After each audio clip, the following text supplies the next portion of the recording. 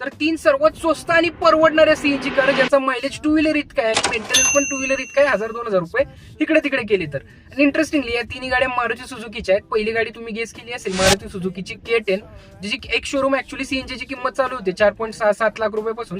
जर तुमचं बजेट 5 लाख रुपयाच्या दरम्यान असेल तर तुम्ही 100% ही गाडी प्रेफर करू शकता, कारण ही गाडी तुम्हाला जवळपास 35च्या पुढे मायलेज काढून देते. हायवेवर आरामात तुम्हाला हा मायलेज मिळून जातो. दुसरी गाडी म्हणजे मारुती सुझुकीची एक्सप्रेसो. ही गाडी थोडी कमी दिसते, पण ही गाडी पण ऍक्च्युली 4.67 लाख रुपयापासून चालू होते सीएनजीला, आणि ही पण गाडी मायलेज तुम्हाला काढून द्यायला एक नंबर आहे. 35च्या पुढे तुम्ही आरामात मायलेज एक्सपेक्ट करू शकता आणि परवडणारी गाडी.